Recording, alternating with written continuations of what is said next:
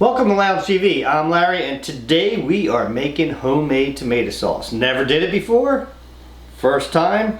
I'm going by a recipe that I found with a little bit of added stuff to make it my own. So, what we need for this recipe, guys, is Roma tomatoes. Now, these are grown fresh out of my garden, so I have about 4 pounds in here.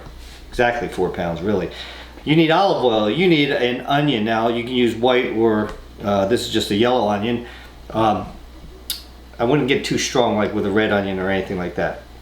You need about a medium one, but this is like one of the smallest ones we have, so I'll probably use half of that. You need tomato paste. You need garlic. You need, I believe this is rosemary. I can't see it on the front. Nope, I'm wrong. Oh, this is oregano. Correct. This is rosemary. Correct. This is red pepper flakes. Red pepper flakes. You need kosher salt, black pepper, oregano, no, parsley. I already said oregano. That you did. And this is fresh basil from my garden also. So I'm using some fresh ingredients. I always wanted to make homemade tomato sauce. So this is what I need. This is what I got. Got plenty of tomatoes. Like I even have some back there drying off that had so many of them. But I didn't want to make that much. So I'm going to make, because especially this is my first time. So the first thing you want to do is get a big giant pot of water boiling, which I already have it on the stove boiling, like so. And then I'm going to show you the next step, which is going to be scoring the tomatoes. What we have to do now is score the bottom of these in an X. Now I have a really sharp knife here, so just, you want to cut through the skin there and score an X on there. That's it? That's it for right now. This is all we want to do on the bottom side, guys. Not on the top, on the bottom side. Okay, I'm going to do every one of these like this, and then I'll show you the next step. But why? Or are you going to explain that later? I'll explain it later. So what you want to do after you squirt all of these tomatoes, and Tom gave me a hand doing that, is get a bowl of water with ice. So you want a nice ice bath for these, because this is how we're going to peel them. That's why I put an X on the bottom. It's to peel them. But okay. Yeah, but you don't want to make these mushy, right? So get your water to a boil. Now be very careful putting the tomatoes in here, guys, because you don't want to plop them. You know what I mean? Splashing boiling water is probably not a good idea. There we go. Now we want this to go for 1 minute. Just 1 minute? 1 minute. That's it. We're gonna boil them for a minute. Of course, you need to get it back up to boil. What does boiling the tomatoes do specifically? I think it just makes the peels easier to come off, because then we're going to put it in the ice bath right after that. Like this is what they say. This is just the peel. Like the heat separates some sort of bond between. I don't know. We're going to find skin? out, Tom, because I've never done it before. So we're going to find out.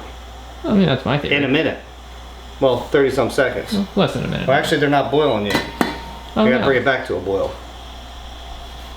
It's always weird that it's like, boil it. Okay, put it in the boiling water. No, it has to come back to a boil. Yeah. It's just say that. You can't just give a time for one thing. Yeah, because I'm going to have to add another minute, because we got to get, it's still boiling, but it's just not that rolling boil right now. So we'll just give it to that. And then we shall put them in the ice bath and give them a nice cold bath. So we're going to boil them and then freeze them. But not really freeze them, but you know what I mean. And Heat them up and cool them down. And then we hopefully will be able to easily peel them. And Tom, you forgot to tell me to turn my hat around. What's your hat? Why do I have to be in charge of that? Piece of work. I like the piece of work. It's your hat. So the minute is up. Now I can turn off the heat. And I have to drain the water out. Never wear flip-flops when you're doing any kind of cooking, especially with boiling water. Luckily, I'm not the one cooking.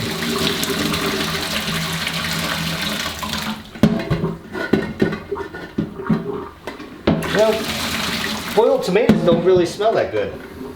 Really? Yeah. Huh.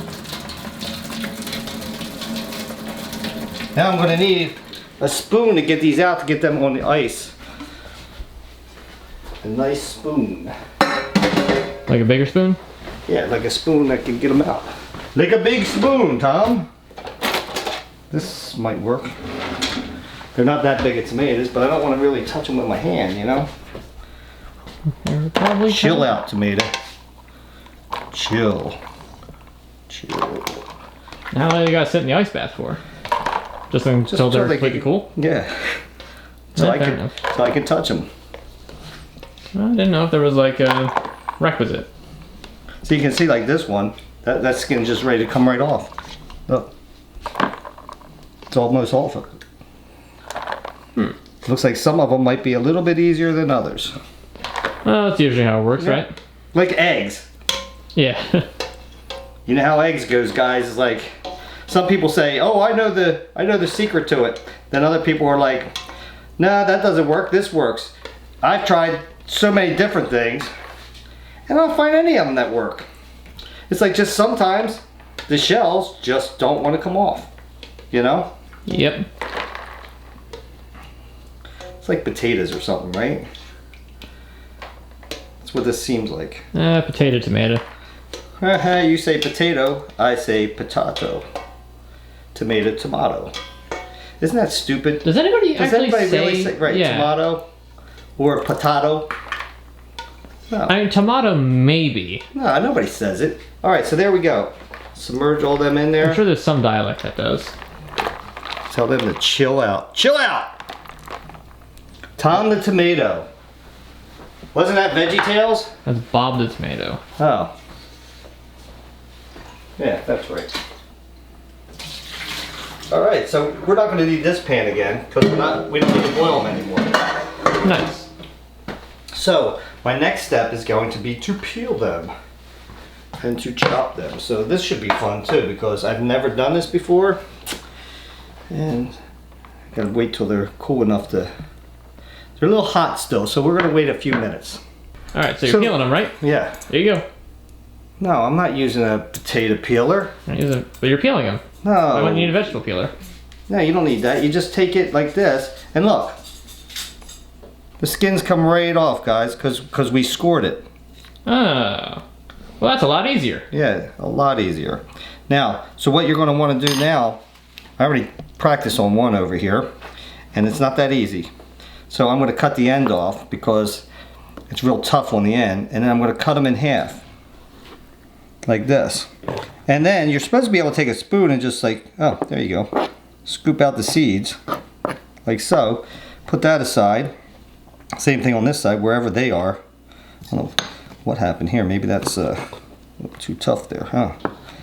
Let's see if we can get... Maybe I got all the seeds on one side. Maybe I didn't. Maybe they're right here. I just don't understand, like, you get the seeds off. So this is the worst part, I think. Because you get the little seeds are going to try to get in there. Now the seeds aren't going to kill you. It's just that you really don't want seeds, and you can always use a strainer if you wanted to. So you're going to get them like that, and then, to make a long story short, because I'm going to have to do this to all of them, is you're going to cut these up, chop them up. You could use a bigger knife than this, because this knife is, there's a little seed there. See, that's what I'm saying. These little seeds are going to be everywhere. Just chop it up like so. Just like a rough chop, get them into... And then I'm going to put them into a bowl. Like that. Splat. And this is what I got to do with all these tomatoes. So in about an hour from now, we'll turn the camera back on and we'll show you the rest of this. Okay. It took a really long time, guys, to do those tomatoes. There's got to be a faster way. I don't know it. Some people said you could freeze them, you know, the tomatoes, and then peel them. They're easier to peel. The peeling was the easy part. It was getting the seeds out that was a pain in the neck. You know, it takes a while. You know, I'll let you know at the end of this if it's worthwhile not buying jar sauce, you know. Okay, so I have 2 tablespoons of olive oil I want to put into. The reason why I'm using a pan here, you could use a skillet, you know, that has a nice side to it. But I don't. I'm going to be using my immersion blender. Yeah, blender. That I just bought. Imagine if I would have had that for that tomato soup that time that we made, Tom, when it exploded all over me, remember? I put it in the blender. I remember. Yeah. That would have worked a little bit better. So my roughly chopped onion, I'm going to put that in there and get a nice spoon from out of here, or a spatula, whatever you want to use, because break them up in there. But they're roughly chopped, guys. And like I said, it's probably about a medium. Use a medium onion if you're going to use, you know, 4 pounds of tomatoes. And we're going to let them go until they get nice and soft, about 4 to 5 minutes from now, guys. And then we'll go to the next step. So our onions are soft now. So they're not completely soft, but they're starting to get soft. So what we're going to do now is we're going to add the tomato paste, which is 2 tablespoons of it. Oh, I didn't even have to do anything there. Now we have 6 cloves of garlic in here. Now this is pre-minced stuff already. It saves me from having to do a lot of work. Now I'm going to put all these spices in here, guys. That's a lot of spices. So I'm going to read these off to you after I put them in and stir it up a little bit. We're going to leave that, we're going to stir this up for about a minute. And then when I put the tomatoes in, the chopped tomatoes, then I will read off the ingredients that I just put in. Because that smells pretty good. It smells like tomato sauce, doesn't it? I mean, it's got tomatoes, onions, a bunch of herbs. Yeah, a bunch of herbs. And you just do this for about a minute, guys.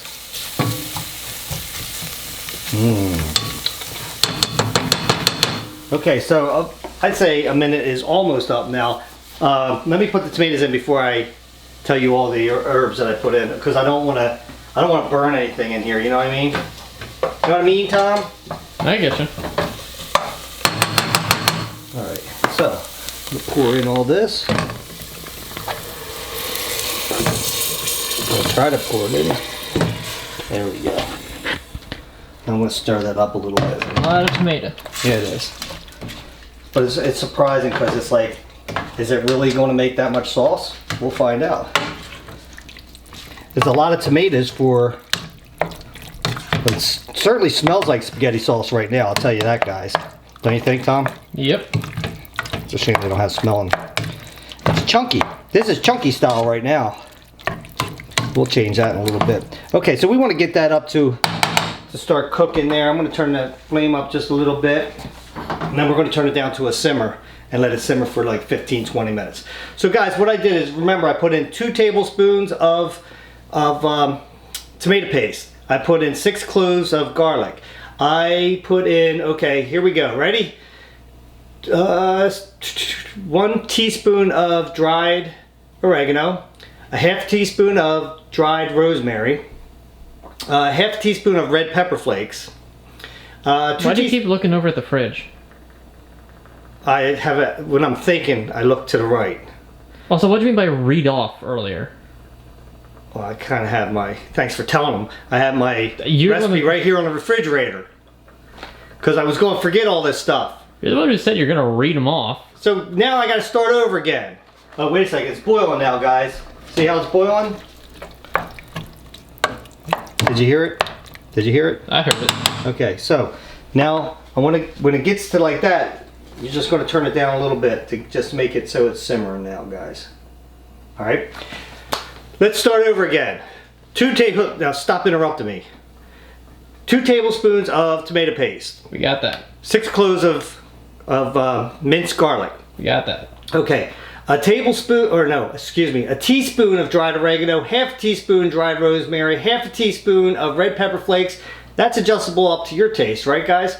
2 teaspoons of kosher salt, 1 teaspoon of black pepper, a pinch of parsley, and I mean just a pinch of parsley, and a 1/4 cup of freshly chopped basil, which I did not put in yet. We're going to put that in right when it gets near done. There you go, guys. Like I said, we're just going to let it simmer now. Stir it occasionally. Yeah, but for how long? 15 to 20 minutes. That's quite a while. So we'll put the timer on for 17. Okay, guys, it's simmering away. I said okay that time, didn't I? It's simmering away. I try not to say okay because it's like one of my go-to words at the beginning. But it's simmering, and now we only got like 3 minutes and 40 seconds left, so now I'm going to put in my basil. Now, it's only a 1/4 cup. I wouldn't put in too much, guys. It's very powerful. You can smell it already, can't you, Tom? The basil, as soon as I went to go put it in. Mm-hmm. So I'm going to stir that up a little bit in there. It's very watery still, if you notice that. Look at that. See how watery it is? That's why we're going to let it simmer. The longer you let it simmer, the more that evaporates and comes off of there. Let me stir that up nice and good with that. There you go, guys. And as soon as it finishes there, then we can get to the next step, which is going to be my new fun toy. See, it's got a little blade there, Tom. I've never used one before. Should be fun. So it is done now, guys. The timer just went off. Now I get to use, look at the cool blue lights on this. Fancy. See, this is how it works. That's regular speed. Here's turbo. So hopefully, I'm gonna turn this flame off now, and hopefully I don't splatter this crap all over me. So I've never used one before, so we'll see.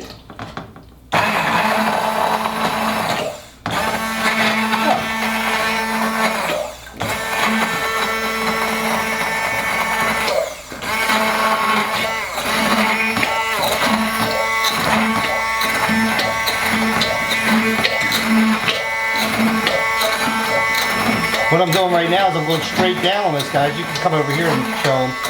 I'm going straight down.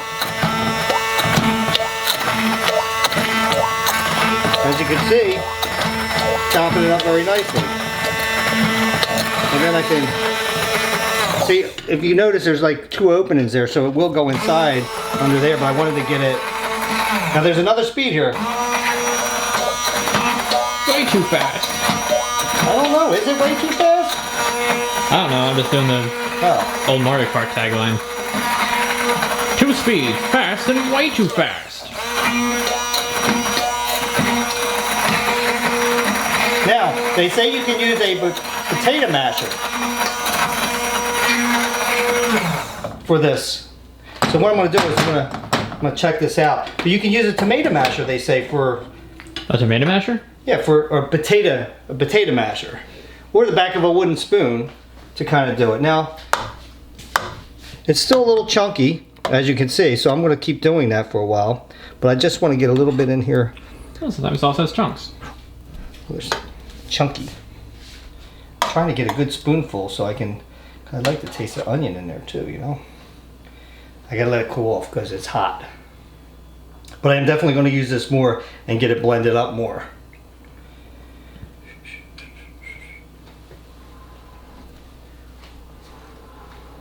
I won't burn my tongue. You ever burn your tongue and it's like messed up for a week? Yes. Hate when that happens. I remember the only time that really happened to me was right before Thanksgiving. Wow. Now, it's a little spicy. A little more than I would like. It's got kick to it. So, if you don't like that kick to it, cut down that pepper. Instead of using, what was it that we used? Here's my recipe. Instead of using a half a teaspoon of red pepper flakes, cut it down to a quarter or an eighth. And it was a teaspoon of black pepper. Cut down that to a half or a quarter, depending on if you like it. This isn't too bad. It's got a little bite to it. This is going to be perfect for what I like to do is make, Joe was talking about it yesterday, make meatball sandwiches again. The meatball subs that we made before for you guys, we want to redo that, but this is going to be with my homemade sauce. So look for that in the future to come up. Now, what I'm going to do is after I get done, you know, pureeing it more, is that what he called? Pureeing it more to get it a little bit thinner than that. I'm going to put it over on the side, let it cool off, or I can pour it right into here. Doesn't matter if it's hot when it's in here, but don't put it in your refrigerator or anything until after. And remember, if you put it in a refrigerator, it's good in the refrigerator for up to 3 days, okay? But you can freeze this, and that's what my plan is. I'm going to freeze it, and it's good for up to a month. So that's pretty handy, and then you can just put a little piece of tape on there with a date on there, so you know when that you have to use it by, and you make your homemade sauce. Now, if you're good at canning or you know that kind of stuff, put it in jars. Do that. It can last for a long, long time. I have not learned that yet. but I might in the future. We'll see. But So this is scale of 1 to 10. 1 being screw it, buy it at the store. 10 being you'll never buy store-bought again. What would you say? I will still buy store-bought again. This is a lot of work for sauce that I have to use in a month. You know what I mean? Where I could have a jar in the cupboard that's going to last a lot longer than that. So I would like unless you're jarring it yourself, then it's worthwhile. It was a lot of work, and it's the most of the work is not the peeling; it's actually getting the seeds out of it. Other than that, it's not that bad. And if I imagine if you get a better routine at it, you'll get faster at it. But I think it's worth it because the taste of it is not the same as jar. It's way better. Now you can put green peppers in there if you wanted to, or anything that you really want to, but I would suggest just wait to do that until you're ready to cook spaghetti or whatever you're going to put it on. So look forward to this in a future video of meatball subs with Joe Bump and Larry, chilling and growing. Well guys, let me give myself something to drink. Until next time, grab yourself something cold to drink, put your feet and relax. I'll meet you at the lounge, or in this case, the kitchen. You forgot to answer my question. Okay, to answer Tom's question, on a scale from 1 to 10, his question was 1, never buy or never make it again, right? Only buy store-bought, and 10, I wouldn't. No, what is your scale? You had again? it right. 10 was never buy store-bought again. You'll only make it. 1 is I'll only make it. Other way around. 10 is I'll only make sauce myself, never buy it again. 10 is only homemade. 1 is always 1 buy. is only store-bought. Okay, I would say somewhere's in the middle. And the reason why is because I'm only going to do it when I grow my own tomatoes, right? So once that stops, I'm not going to be making, once the tomato season's over, I won't be making it anymore. And so I would say I'm going to make it once or twice a year, maybe, when I get a big thing of tomatoes like this. Is that good enough? Like a 5? Is that good, Tom? Are Satisfactory. you happy? Yes.